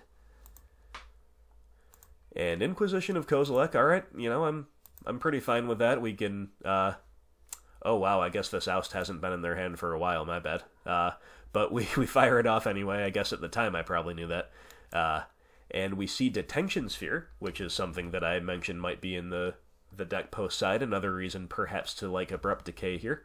And Hieroglyphic Illuminations. Well, that's just more advantage than I want to see. I really don't like the fact that they have Illuminations, but at least our Inquisition doesn't whiff. We take the D-Sphere, we trophy the Jace, and now it's hope that our Tireless Tracker can outgrind their top deck plus that draw 2. So, they will play a land, they will draw 2 in the main phase, and they will pass. Okay, Liliana of the Veil. So here, I actually, again, I'm trying to stay ahead on the clock, because this game does look like it's going long. This was a bit of a mistake. Playing the Lily, ticking her up, would actually be just fine if they didn't have a Colonnade on the field. But here I have to lose my tracker just to 1-for-1 them, and then she's just going to get killed by the Colonnade. So, feels bad. Feels very, very bad. Should have played my tracker there, but even that feels bad. Like, these are 2 of the best cards we could have at this stage of the game, but they don't work well together in this context. Still, should have played the tracker there, just kind of walked my Lily out into the known Colonnade. Not great. But, again, I think this game was kind of lost where they had the rips of those Planeswalkers. as far as us staying ahead, or staying even goes. So now we just have to hope that we out-top deck them, which is not usually going to happen. But, so what I did here is fielded to take care of the colonnade and fix my own mana a little bit, then move to the second main phase, so their floated mana disappears. Then we'll resolve our Skoos. So, pretty decent follow-up to all that, but of course one of their last cards is Path to Exile, so not great for us, not great at all. And now they find another Jace. So they're just chaining together the right top decks. You know, it's easy to do when you've got the draw twos and your planeswalkers come with card advantage attached. So I can't really say, oh, it's so lucky that they had the path there. It's so lucky that they found another Jace. It's just kind of what the deck does. Once they start going off with the card advantage like this, they usually just put stuff together. We on the other hand, we're just at the mercy of our top deck, and in this case it was a Blooming Marsh, so not very exciting. Once again, we're at the mercy of repeated brainstorms by Jace, just like in game 1. Baneslayer Angel, well, that's a heck of a find as well. And we draw Verdant Catacombs. Alright, so here's where the game is over, because this is the third straight brainstorm with Jace. Now they have a Colonnade to supplement their attack. Now they're swinging with the 5/5 evasive lifelinker that dodges, well, I guess not much of the removal we have left in the deck, but still. And we draw a Blooming Marsh, so we complete the trifecta of totally dead top decks, and we just scoop it up. So, like I said, once they got to the stage here where they pathed the ooze and they found another Jace, whatever, that's kind of more or less expected, although we still could have hoped that they bricked. Where we really feel aggrieved and really feel a little bit unlucky is, again, when they had one of their, I think, 2 cards left in hand was the Cryptic Command. The Cryptic found them the Teferi found them the Jace. If they had bricked even a little bit in those couple turns, we would have been right in it. Now, granted, we were due to flood and brick pretty badly here anyway, but, you know, if that mid-game had gone differently, remember we had a Tireless Tracker in hand, maybe the tracker's going off here with all this stuff, so it's really hard to say, but right at that crucial stage of the game is where we got out top-decked. The Cryptic into the Teferi into the Jace. It's a very, very tough one to beat if we're not ahead, and we were not ahead, we were even. We were even at the time, and that's what broke us. So, feels bad. I give all credit to the opponent here. The opponent played very well, and it was. I don't really like playing against Celestial Colonnade decks, I'll be honest. Not with the Rock, not with Golgari. But the opponent played very well, and these were objectively good games. They were back and forth. There were a ton of decisions. It's just unfavorable for us. It's just not necessarily the most pleasant, and very, very punishing for mistakes as well. But you know what? That's all right. The opponent did earn the win, and you know we were close. We were close to taking him down. So unfortunately, we fall to 2-2 after losing a tight series to Blue-White Control. But let's go to round 5 and see how we finish up. Alright, my friends, 5th and final round of this competitive league. We're on the draw, and our hand is pretty good. Glaringly obvious that it lacks a threat, but you know, a whole lot of hand disruption. Collective Brutality is our flex card, and potentially a way to turn some of these extraneous lands, if that's indeed what they end up being, into value. So, I'm down with this. I'm definitely not going to mull this in a blind game 1. Let's see what the opponent kicks us off with. Bloodstained Mire, Watery Grave, Thoughtseize. Well, it looks like a repeat of round 1. Looks like we're against another Shadow deck. And there goes our Inquisition. So, alright, nothing to really do but to Thoughtseize them right back. And we see they've got a couple lands. They've got a Stubborn Denial, a Shadow, and an Angler. So, definitely gotta take one of the threats here, in my opinion. Stubborn Denial is something we can take next turn with Brutality if we so desire. And I think Gurmag Angler is the clear take there. That's why we leave in Thoughtseizes if we're leaving in discard, because we want to hit the Angler. We just have more things that can kill Shadow in the deck. That's all. So,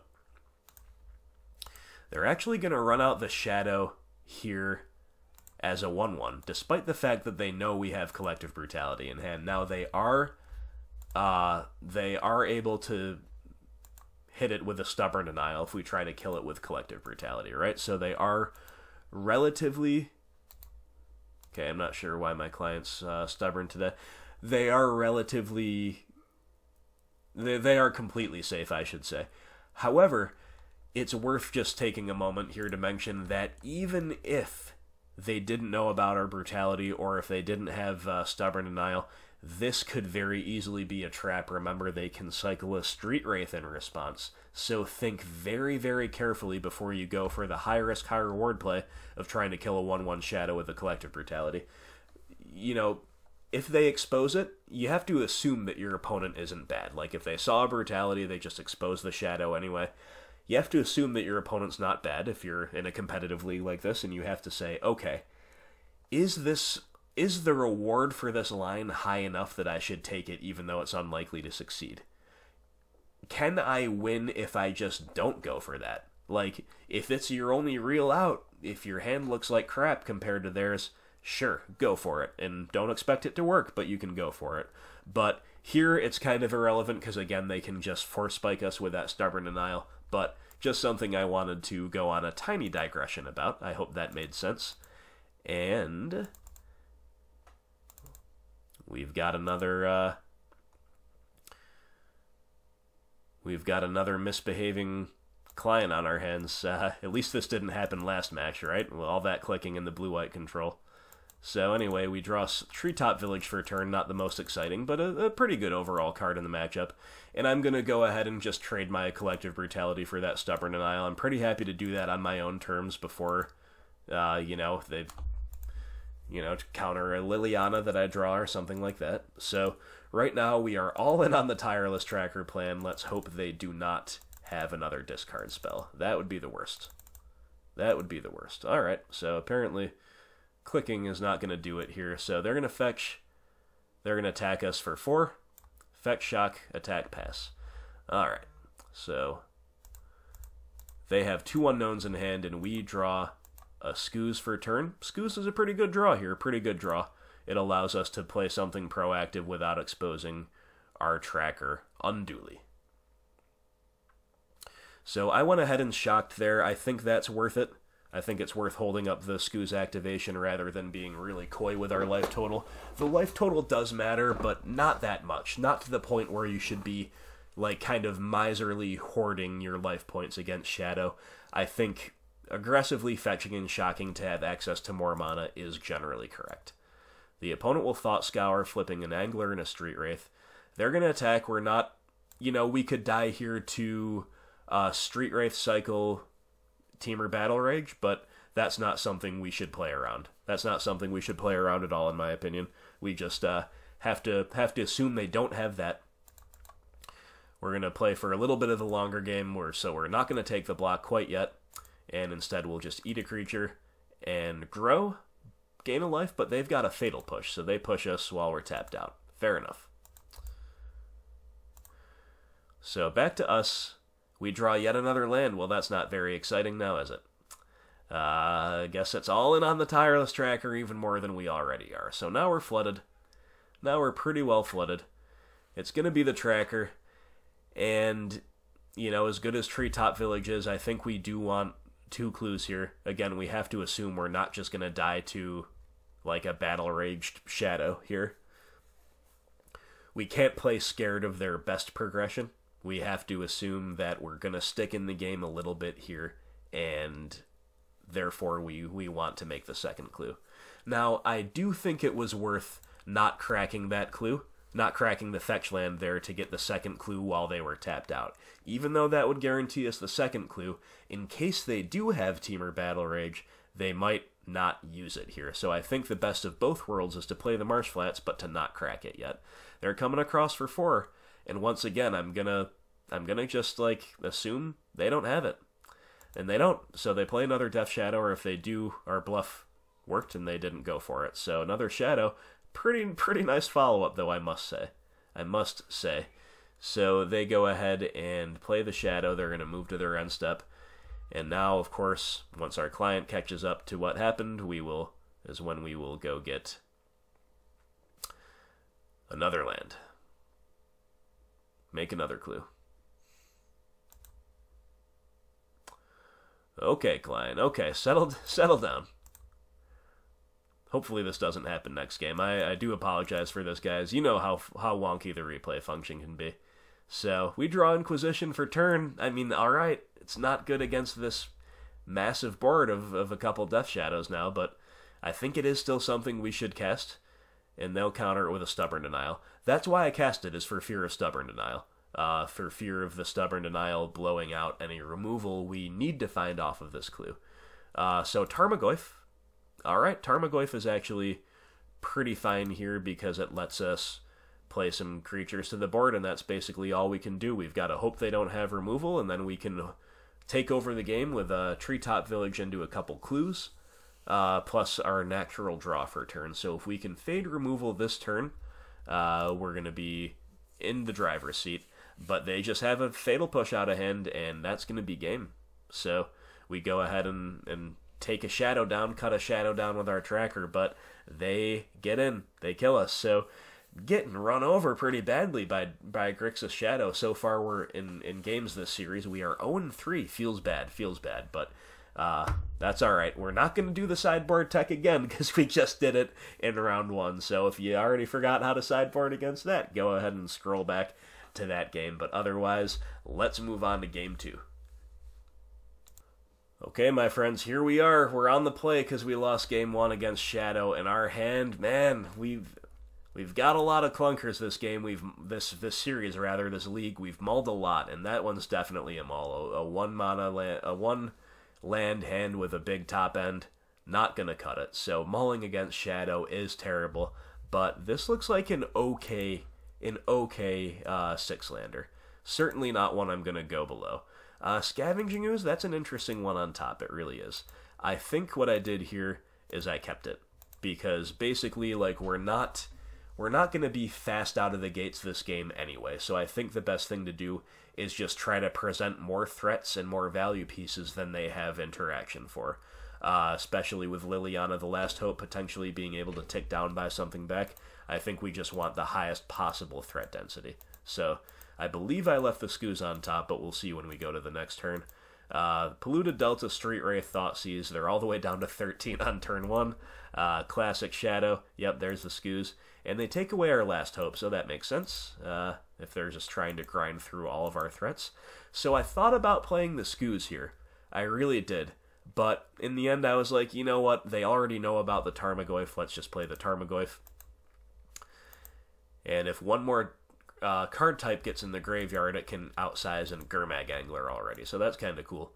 And if they don't have much of a threat, it could just kind of end the game. It's risky maybe to attack in some ways, but definitely I think was the correct play. So they're going to Serum Visions, they're going to Shock in a Blood Crypt, and then my friends, we get a little bit of we're the recipient of our opponent's largesse because they went ahead and dismembered our Tarmogoyf. But all it did is make the Goyf angry because there was no instant in the yard. It's very unusual to see a turn 2 Tarmogoyf be a 4/5 without there being an instant in the yard, but indeed that was the case. They put a creature there, they put a land there, they put a sorcery there, and they put our Planeswalker there.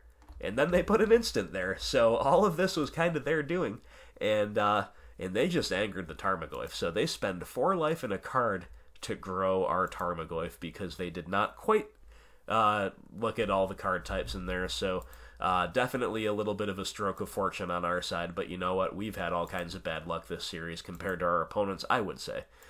We got the good luck against Merfolk in round 2, but otherwise, that's about it. So definitely feels fine to me.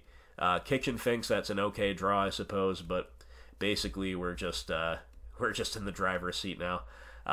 I would have preferred removal there because I think the big risk here is that they just have a couple fat shadows to play.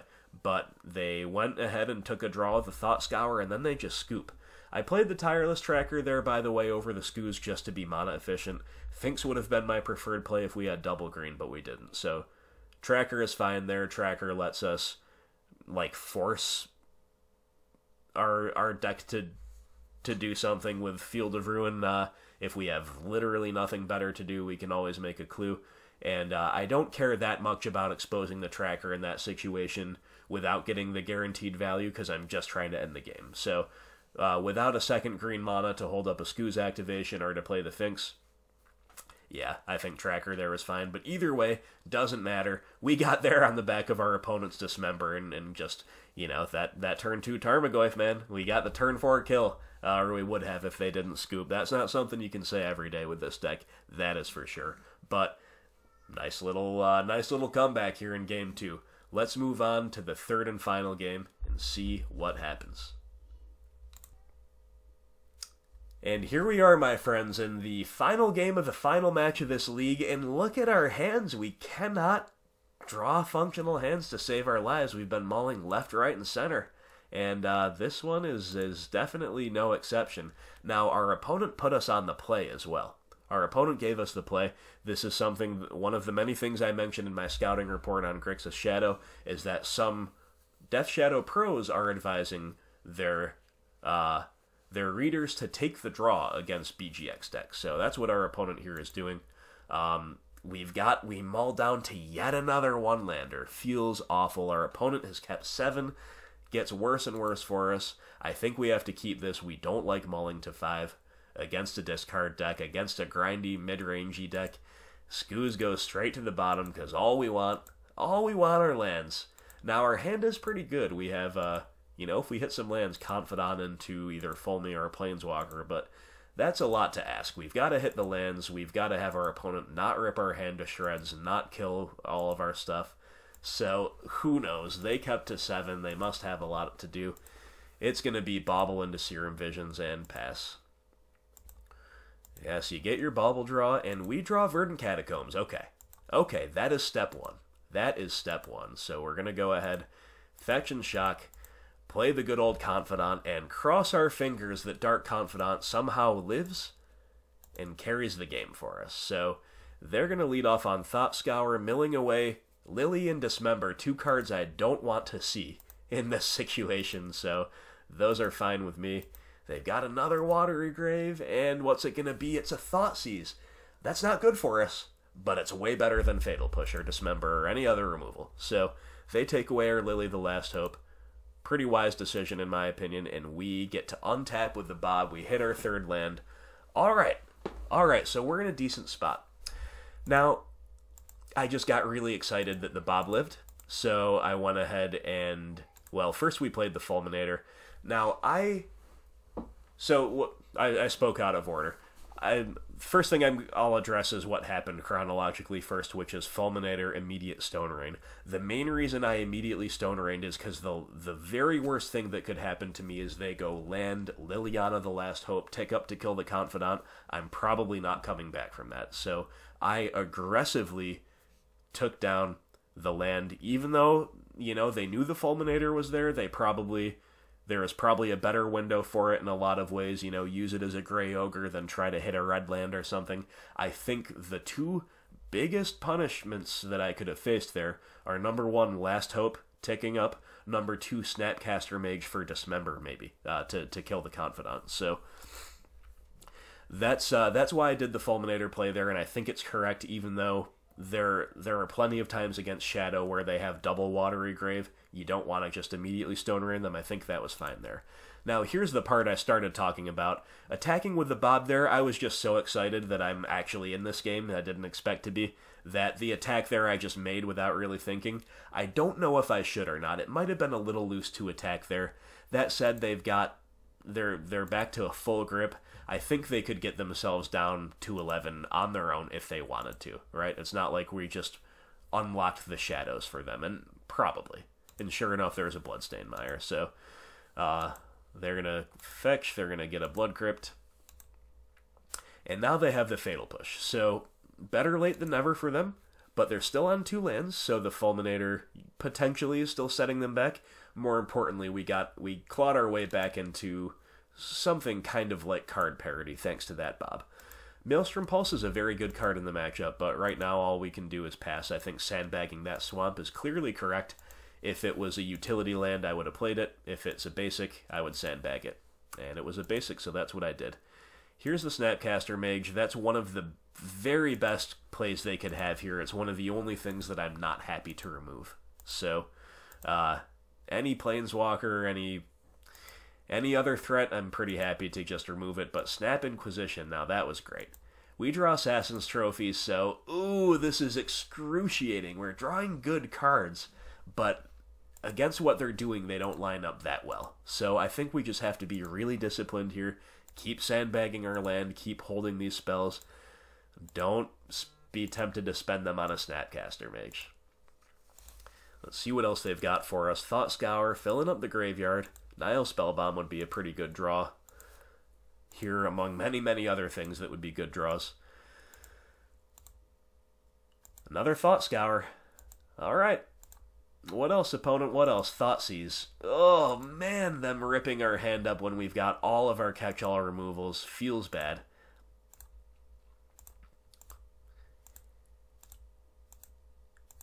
And here comes a Gurmag Angler, so that makes me think they have more threats to follow this up, more real threats beside the Snapcaster, but it is still definitely correct to be mana efficient here, trophy this thing away, and hope that we can draw a threat. Tarmogoyf is a threat. Great. Pretty happy to run out the Goyf here. Again, we're holding on to the Pulse. Fatal Push. Alright, there goes our Tarmogoyf. Jace Vryn's Prodigy. Okay, that card is a big problem for us. This is a 0/2 that basically will untap, and because their graveyard is so huge, will loot once and then flip immediately. So once it flips, it has a -3 that's kind of a Snapcaster Mage effect. It can +1 to shrink some stuff, and eventually it's a win condition. So that's that repeated -3 value is the big reason it's a big problem for us. So Snapcaster Mage is going to get in. They're down to 1 card in hand, and they don't have anything else. So Field of Ruin, not the most exciting draw, but one I'm going to resolve, one I'm going to get down there. And we'll continue to sandbag the swamp. We pulse away the JVP. There's no way we let that live, in my opinion. We are a little soft now to an actual game-ending threat, and the Snapcaster has been chipping in it too. So this has been a really, really intense Game 3. They have a Serum Visions. They hit us for 2 yet again with Snappy. We're down to 11. Dark Confidant. Alright. Alright, Dark Confidant. I mean, are you a good card in the matchup? Yes. We saw that by how much work our early one did. Right now, though, you know, I can definitely think of a lot of better draws than a Dark Confidant. That said, I'm pretty happy that it wasn't just air, wasn't just another basic land. I thought about aggressively fielding there first. Whatever. Yeah, maybe I should have, maybe I shouldn't have. Probably not going to be material to the outcome of the game. So Dark Confidant is the play, and we'll pass. Especially, again, because our opponent knows that about the swamp in our hand if they've been paying attention, so we it's not like we're bluffing anything at the moment. And now our client is slowing right down again, keeping us in suspense here, so what's it going to be? Opponent goes for the attack. Once again, I think we have to be disciplined here. Just ignore the Snapcaster, even though it's done like 8 damage to us by now. And they've got an Angler. Great. Great, great, great. Just great. So, looks like we get to untap with our Bob, though. That's a big deal. That is a big deal, my friends. And we flip a Tireless Tracker, so that's like, oh, my feelings are so mixed about that, because taking a hit there for 3 off of our Bob is horrible, because now it means we have to block something next turn. However, having sandbagged the swamp, now we can go Tracker into land. It's a fairly decent reward for all that, right? So, obviously have to just go ahead and slam the Tracker here. And then we're going to play a land. I chose to play out the swamp here because maybe if they have a discard spell they've been holding on to, they can be enticed into spending that. And here, of course, we just have to stay back. So, pass the turn. So, alright, now the client speeds up rapidly. So, here's what happened there. Sorry about the jittery jumps around, guys, but So they sent in the Gurmag Angler only, knowing that we could crack the clue and profitably block the snap with Tireless Tracker. So that was the correct attack there, and I was very tempted to just let that Angler through for a second until I thought about it. Then I was like, no, I've got to chump block with my Bob. I've got to chump block with Bob because, number one, I'll just go to one and then I could easily die to my Bob trigger. Number two, they could have Lightning Bolt. So these are the things I had to consider there, and I think chumping with Bob is correct there. I also didn't really like double blocking, because then my board's just empty, and I know I have another clue coming from Tireless Tracker. So our crack of the clue found us Liliana the Last Hope, and then our draw for turn found us Liliana of the Veil. So check it out, guys. We get to make a clue, and we have just the right amount of black mana to go ahead and take the Liliana the Last Hope up, kill the Snapcaster. Then we get to play the Liliana of the Veil, take her down, and here they have to kill the Gurmag. They have to sacrifice, the Gurmag Angler, because otherwise they're just dead to the Tireless Tracker attack. So now it's a hard cast Street Wraith facing down a 4-3 Tireless Tracker, and because we cannot block this thing anyway, I think, even though obviously I want to keep my tracker around, it is definitely correct to force the block here, force the trade, because this thing Swamp Walks next turn. We could just die to Swamp Walk plus Bolt. Who knows what else? So I think we have to take this trade while the trade is good. And this is just like, how often do you see a 3-4 blocking a 4-3 in an even trade? What is this, limited? Like, this is awesome. What a cool finish, but Liliana Tribal coming to the rescue. So let's see what the opponent can put together. They've got 3 cards in hand, but they just pass. Marsh Flats, not the most exciting draw I've ever had. But we'll go ahead and... So, thought about doing a few things here. Number one, you could just play the Marsh Flats, then take the Lily of the Veil up first. That's reasonable because it's asymmetrical discard.